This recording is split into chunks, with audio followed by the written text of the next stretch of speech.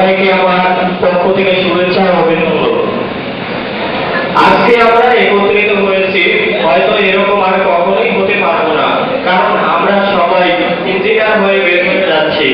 আমরা উচ্চশিক্ষা অর্জন করার জন্য অনেকে অনেক জায়গায় যাব, পাশাপাশি চাকরি করব।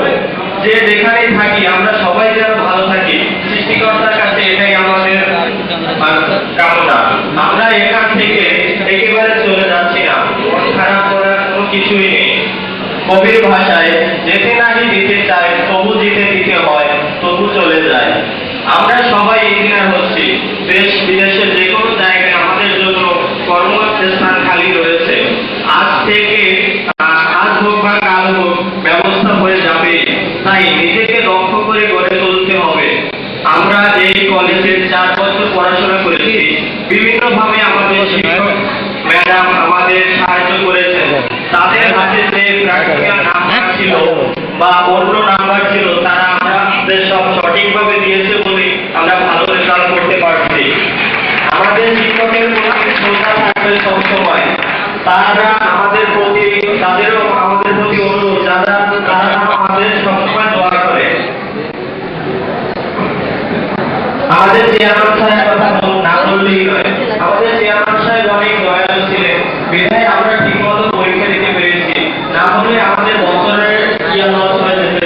তার এই দয়ালু মনোভাবের কারণে অনেক গরিব ছাত্রছাত্রী পাস করে বের হয়ে ভালো চাকরি করে নিজেকে গড়তে পেরেছে।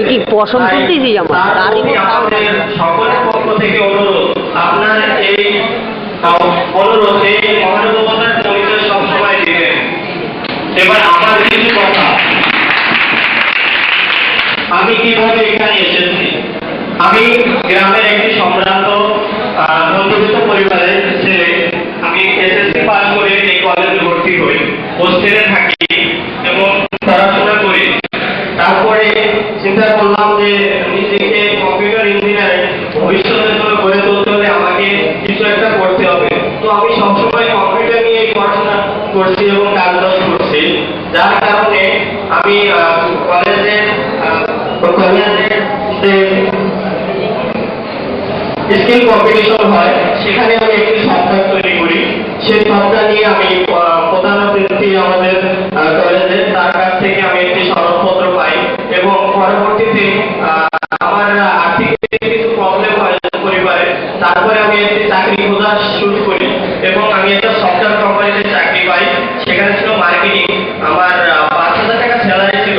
আমি নিজে কষ্ট করে পড়াশোনা করছি এবং করতে করতে এই পর্যায়ে আসছি। এরপরে আমি 3 মাসের অ্যাটাচমেন্ট করি ওয়েব ডিজাইনের উপরে। এখন আমার এই ওয়েব ডিজাইনের উপরে একটা চাকরি হয়ে গেছে। আপনারা দোয়া করবেন, ফেব্রুয়ারি মাসে আমার চাকরি জয়েন। আমি 2টা প্রযুক্তি নিয়ে কাজ করতেছি। যে আমি যে সফটওয়্যার কোম্পানিতে কাজ করতেছি, সে সফটওয়্যারটা যেমন তেমন সফটওয়্যার না, ওয়ার্ল্ডের ওয়ার্ল্ড ক্লাস প্রোডাক্ট, যেটা এখনো মানুষের হাতে পৌঁছায় নাই।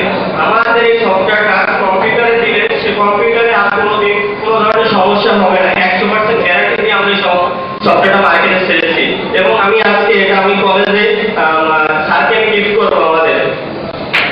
এবং আমার যে দ্বিতীয় আমি যে চাকরিটা পাইছি, সেটা হলো একটা নতুন প্রযুক্তি, সেটা হচ্ছে notebookbd.com। আমি সবাইকে বলছি অ্যাড্রেসটা একটু লিখবেন, notebookbd.com। আগামী 1 মাস পরে এই সাইটে ঢুকে আপনি কোথায় যাবেন, কি করবেন, কি খাবেন, সব আপনি ঘরে বসে ডিসাইড করতে পারবেন। সবাইকে ধন্যবাদ। অজন্ম ইচ্ছাই শক্তি, দারিদ্রতা কখনো বাধা হতে পারে না। তার প্রমাণ হচ্ছে নয়ন সমাজে, যে মেধা থাকলে বা ইচ্ছা থাকলে অনেক কিছু করা সম্ভব। আমরা কিছুদিন আগে ফেসবুকে একটা দেখলাম, ফুটবলারে এক লোক বেল কলেজের ছাত্র, দিনে রিক্সা চালাতো, রাতে লেখাপড়া করতো, এখন সে বিসিএস ক্যাডার। তা আমাদের যদি ইচ্ছা থাকে, পারিবারিক অর্থনৈতিক সমস্যা থাকলেও আমরা